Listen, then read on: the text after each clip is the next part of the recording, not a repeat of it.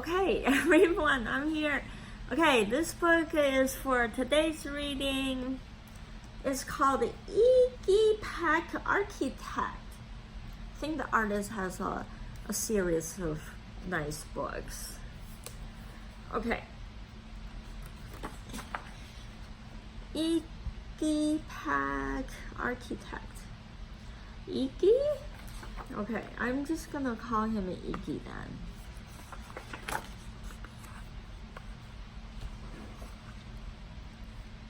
Young Iggy Peck is an architect and has been since he was 2.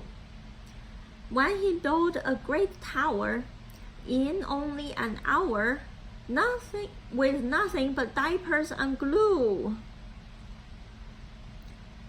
Good gracious, Ignatius, his mother exclaimed. That's the coolest thing I ever seen. But her smile faded fast as the light wind blew fast, and she realized those diapers weren't clean.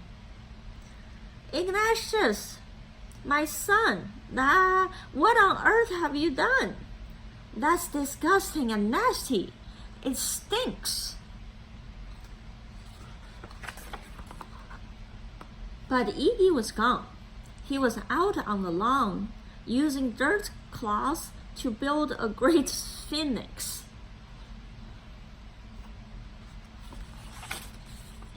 When Iggy was 3, his parents could see his unusual passion would stay. He built churches and chapels from peaches and apples, and temples from modeling clay. Okay, I'm not really reading this very well today, but you can see the picture. At dinner one night, to his father's delight, Iggy got a bright gleam in his eye, and out on the porch built the St. Louis Arch from pancakes and coconut pie. Oh, it actually rhymes. I didn't know that. Dear Ig hadn't made until 2nd grade, when his teacher was Miss Leela Greer. On the very first day, she had this to say: "We do not talk of buildings in here. Gothic or Romanesque, I couldn't care less about buildings, ancient or new." She said in her lecture about architecture that it had no place in grade 2.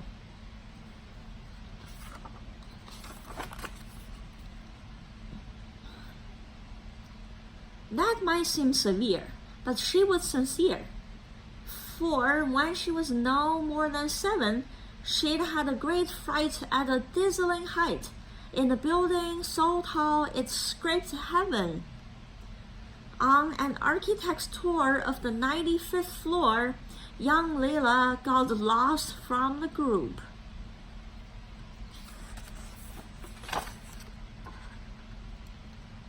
She was found 2 days later in a stuck elevator, eating cheese with a French circus troupe. After that day, it's quite safe to say she thought all building lovers were nuts.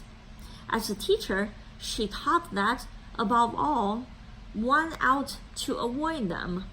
No ifs, ands, or buts.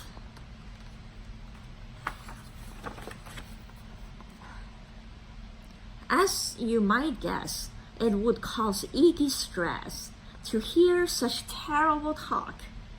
But he didn't hear. He sat in the rear while building a castle of chalk. "You, Iggy Peck, your desk is a wreck. Tear down that castle right now. You will not build in here. Is that perfectly clear? Do you need to see Principal Howie?" "No, ma'am," Iggy said. He lowered his head, and his heart sank down to the floor. With no chance to build, his interest was killed. Now 2nd grade was a bore.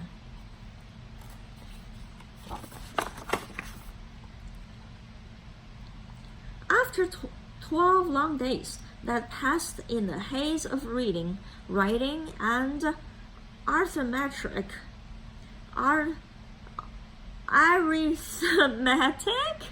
that's like math, right? How do you say that word even? Miss Greer took the class to Blue River Pass for a hike and old-fashioned picnic. Okay. Arithmetic. Yeah?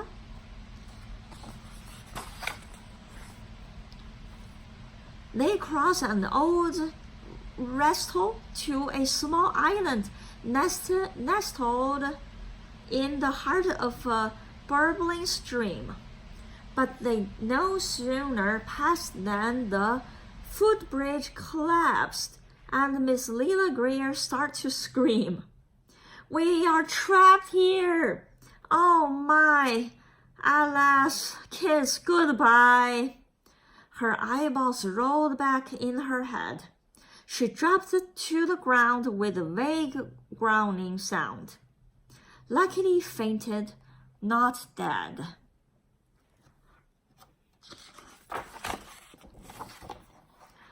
The class was amazed.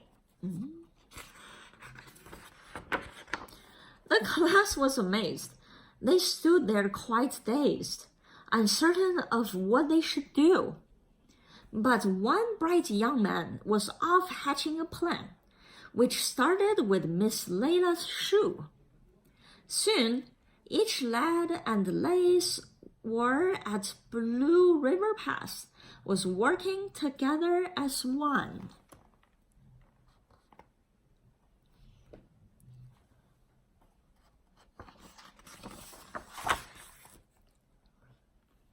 When she came to, Miss Leila Greer knew that something quite brave had been done. She looked in the air and saw hanging there a structure with cables and braces, and on the far side, beaming with pride, were 17 smiling young faces. Boots, 3 boots, and strings.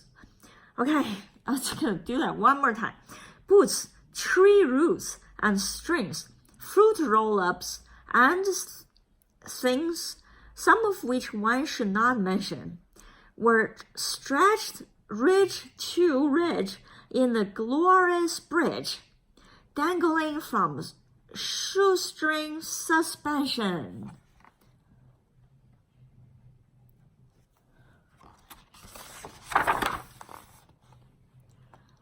It all became clear to Miss Leila Greer as she crossed that bridge over the stream. There are worse things to do when you are in grade 2 than to spend your time building a dream.